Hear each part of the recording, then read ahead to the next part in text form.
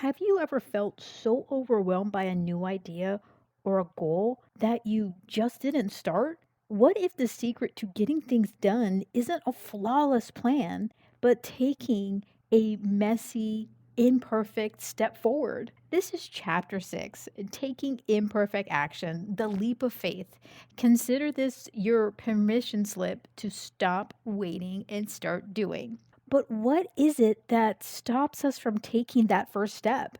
It's that search for perfect clarity. Overthinking often waits for perfect clarity before taking action. But this is a trap. The truth is, clarity emerges from doing the thing, not from endless planning. Taking action will reveal new information, showing you where to go next and making the path forward clear. So, how do you take that leap of faith when you don't have all the answers? In chapter 5, we had talked about making the first tiny step forward. That tiny step isn't the end of the journey, it's your launching pad. When a task sends your overthinking into overdrive, your job is to identify a single action so small, so tiny, it feels ridiculous not to do it. But taking that tiny action is just the first part.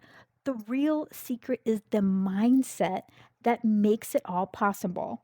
It's time to embrace that ready enough philosophy.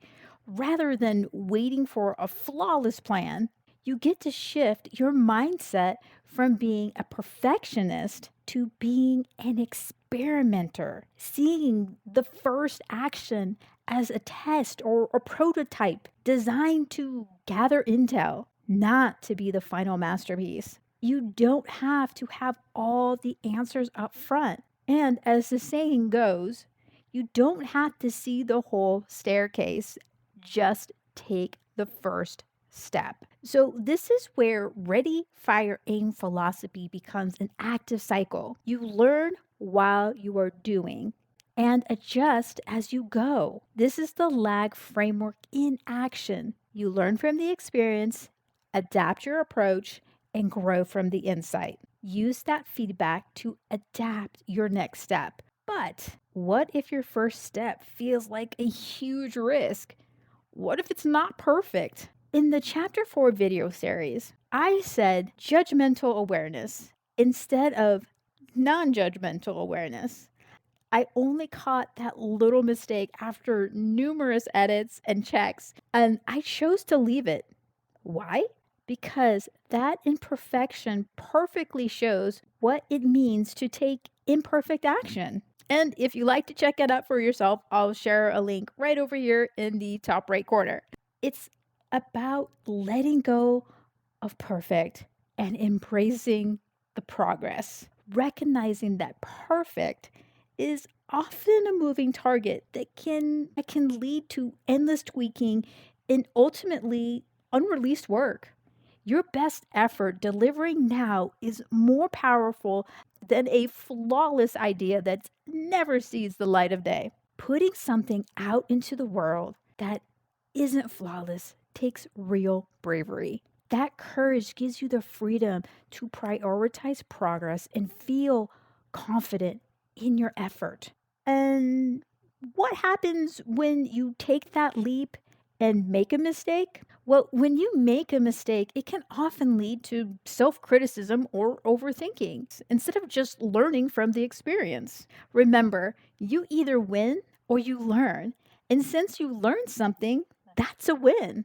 But what about that inner critic when it says you're not good enough? We'll tackle that in chapter 7. But what's the ultimate result of all these small, imperfect actions? Creates a powerful forward momentum, moving you from your head to tangible results. It's a compound effect of consistency. Those small actions will start to snowball into massive results. Don't underestimate the power of doing a little bit consistently. And here's a super important reminder, even for myself, celebrate those wins, big or small.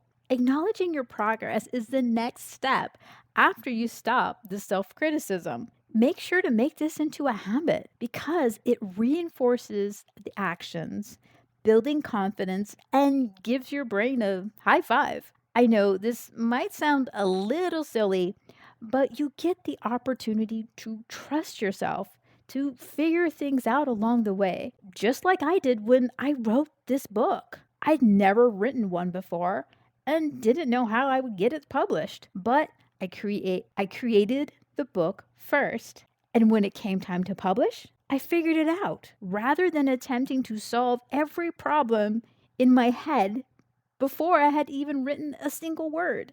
This gave me the opportunity to stop overthinking and trust my inner wisdom to handle the challenges as they actually arose. And oh, did they! But I handled them as they came.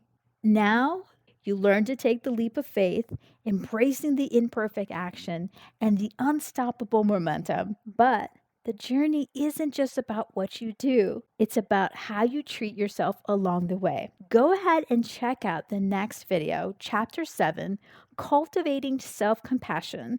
We'll learn how to silence your inner critic and nurture your well being. And if you'd like to pick up the actual print version of Unburdened, How to Stop Overthinking, the 8-step guide for clarity and real results, check out the link in the description or comments below.